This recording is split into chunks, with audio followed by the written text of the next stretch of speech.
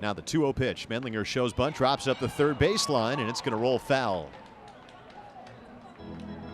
2-1 the count. The third baseman, Lester, was playing deep and over toward the hole.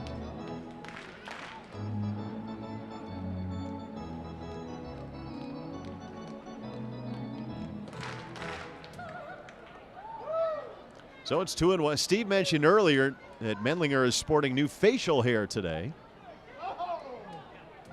Kind of a handlebar mustache. Now, has someone been ejected from the Northwest Arkansas dugout? They may have been. Ben Engstrand was staring over there, and somebody was making an aggressive hand motion from down below the railing.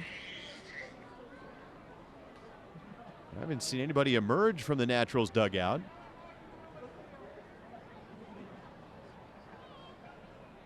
But Ben Engstrand is clearly waiting, and looks like there has been an ejection. A member of the Naturals coaching staff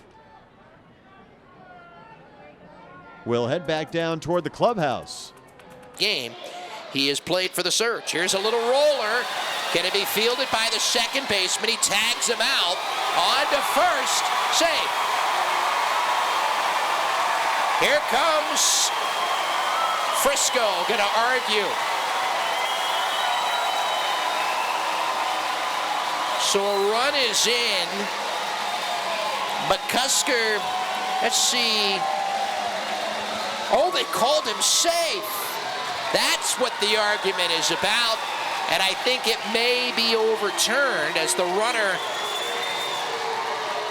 intentionally avoided contact at second base and probably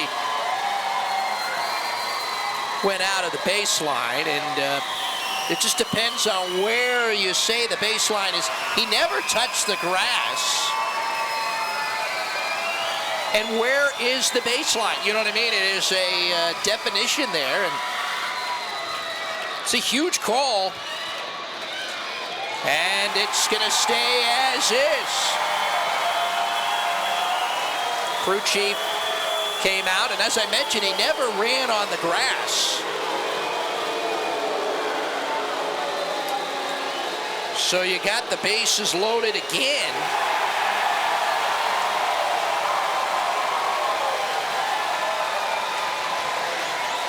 And he's just been ejected from the ballgame. He scored a fielder's choice.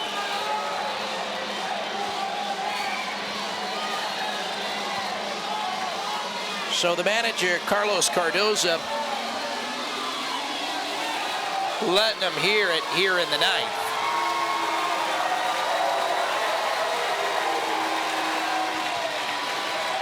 It was close. You know, it was one of those ones, as I mentioned, he never did touch the grass, so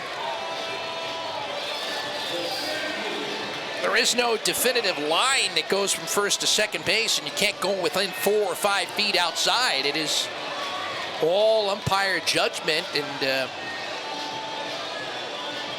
just some good base running there by Schobel, who just did skirt the tag without going too extreme. For the Wind Surge, Jacob Marcy will lead off. Left-hand batter looks to strike 0-1 as we begin playing the bottom of the eighth. Oakville can lead 3-1. Marcy was batting when Reyes, who stole second, tried to steal third as well, but he was caught stealing on a 2-5 play to end the seventh inning.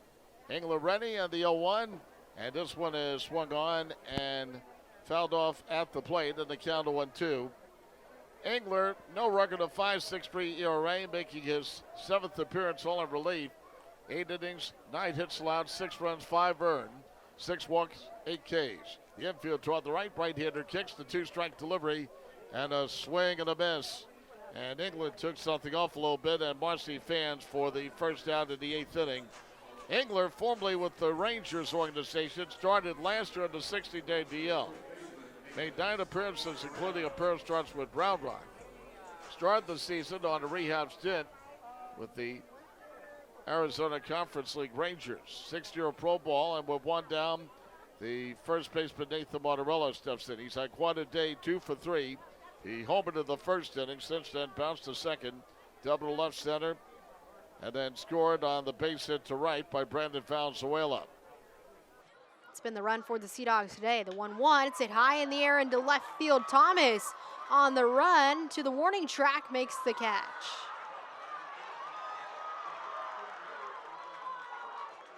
I'm going to say that he dropped the ball.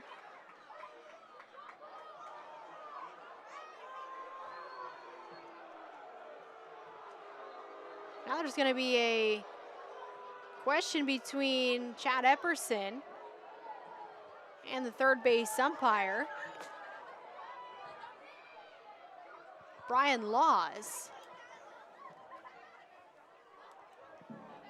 See it on the replay right here. Thomas. And yeah, you can see in the replay, it looks like he lost the ball.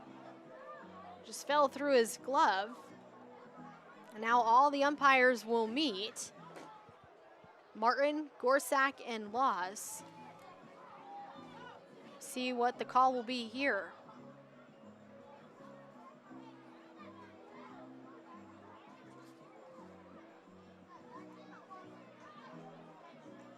Epperson asking for some clarification. Thomas in left field reaching up to make the catch. See it one more time here on the replay. Up against the warning track. He thought he held on to it, and then all of a sudden, the ball gets loose. And he picks it up, throws it in. The throw cut off. And Epperson also now with some demonstration as to what the play was as well.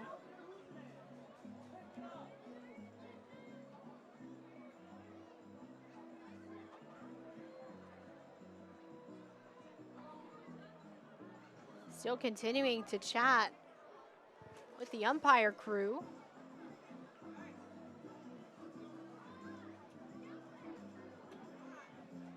Thomas in left field did lose the ball after it went through his glove, just grazed it, and Epperson explaining that that should allow Anthony to be safe. Conversation continues.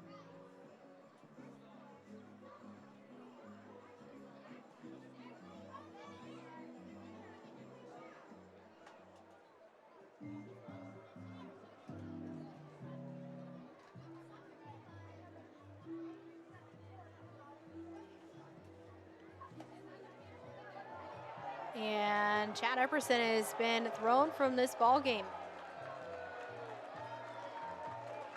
Epperson loses the helmet, and he'll exit the game. He's been ejected by the home plate umpire, Kellen Martin.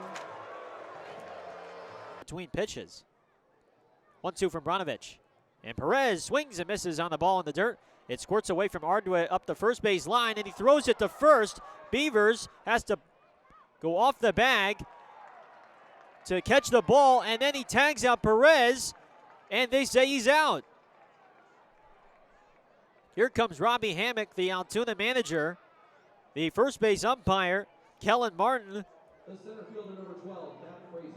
appeared to think that Perez took a step towards the second base. And now Hammock has been ejected by the first base umpire, Kellen Martin. And Hammock is just furious.